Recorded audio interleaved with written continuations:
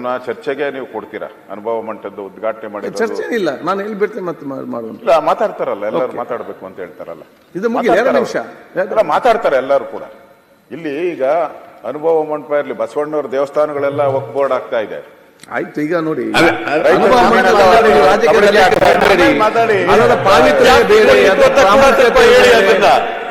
ಆಯ್ತು, ಯಾರ ಕಾಲದಲ್ಲಿ ಜಾಸ್ತಿ ಯಾರ ಕಾಲದಲ್ಲಿ ಕೊಡುವ, ಇದನ್ನು ಮುಗಿಲೀಗ. ಅವಕಾಶ ಇದೆ, ನಾವು ಅದರಲ್ಲಿ ಚರ್ಚೆಯಲ್ಲಿ ಭಾಗವಹಿಸ್ತೀರಿ, ನಾವು ಬಸವಣ್ಣವ್ರ ಬಗ್ಗೆ ಮಾತಾಡ್ತೀರಿ. ಆದ್ರೆ ಇವತ್ತು ಈ ವಕ್ಫ್ ಬೋರ್ಡ್ ಮಾರಿ ಒಂದು ರೀತಿ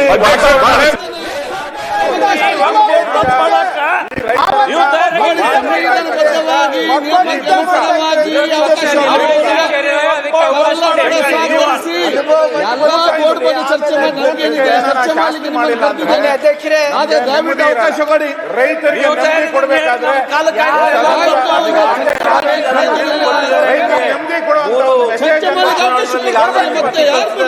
ಬಂದಿರೋದೇನ್ ಕೇಳಿ ಬೆಳಗಾವಿಯಲ್ಲಿ ಕೊಡ್ತೇನೆ. ಉತ್ತರ ಕರ್ನಾಟಕದ ಸಮಸ್ಯೆ ಏನಿದೆ, ಬೆಳಗಾವಿಯಲ್ಲೇ ಈ ಅವಕಾಶ ಕೊಡಿ, ಸರ್ಕಾರ ತಯಾರಿದೆ.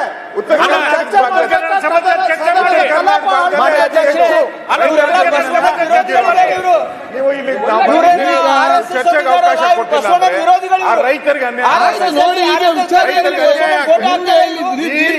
ಚರ್ಚೆ ಆಗ್ಬೇಕು. ಯಾರು ಕೊಡ್ದಿಲ್ಲ ಅಂತ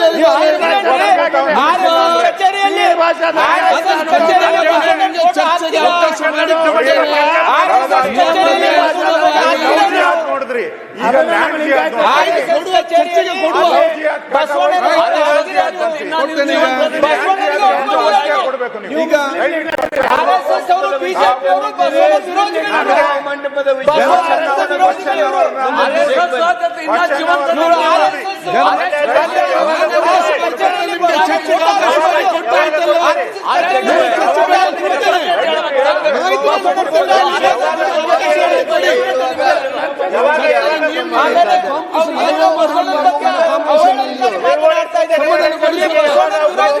ಅವಕಾಶ ಮಾಡಿ ಕೊಡುವ.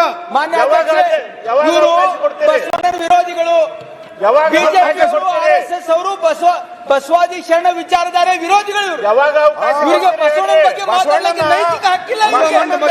ನಾಚಿಕೆ ಬರಬೇಕು ಇವರಿಗೆ. ಬಸವಣ್ಣನ ಬಗ್ಗೆ ಮಾತಾಡ್ತಾರೆ ಅವರು. ಬಸವಣ್ಣನ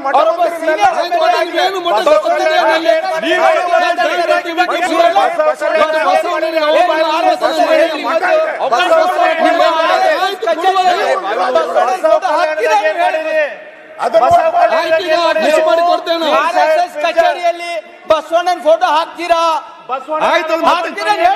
ಹೇಳಿ ನೀವು.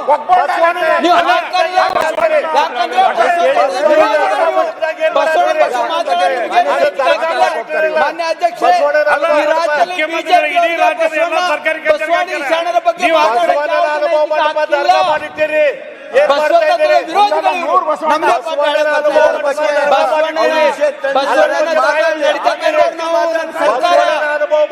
ಕಾಂಗ್ರೆಸ್ ತತ್ವದ ಮೇಲೆ ನೀವು ಬಸವಾದಿ ಶರಣರ ವಿರೋಧಿ.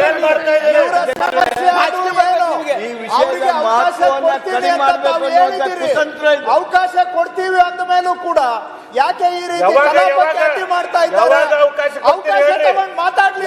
ಇವ್ರಿಗೆ ಚರ್ಚೆ ಆಗ್ಬೇಕಾ, ಗಲಾಟೆ ಆಗ್ಬೇಕಾ?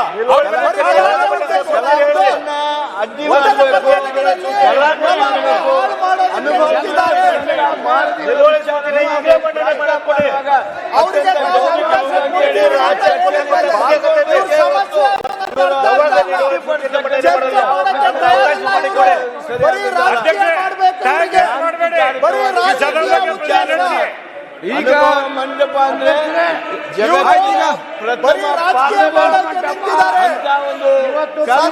ಕಲಾಪ ಹಾಳು ಮಾಡೋದೇ ಇವರ ಉದ್ದೇಶ.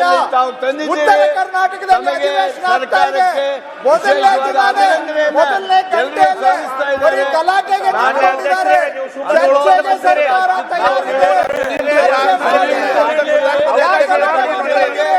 ನಿಮ್ಮ ಸ್ಪೀಕರ್ ಜೊತೆ ಸಹಕಾರ ಮಾಡಿ, ನಿಮ್ಗೆ ಅವಕಾಶ ಕೊಡ್ತಾರೆ, ಅವಕಾಶ ಕೊಟ್ಟಾಗ ಚರ್ಚೆ ಮಾಡಿ, ನಾವು ಚರ್ಚೆಗೆ ತಯಾರಿದ್ದೇವೆ.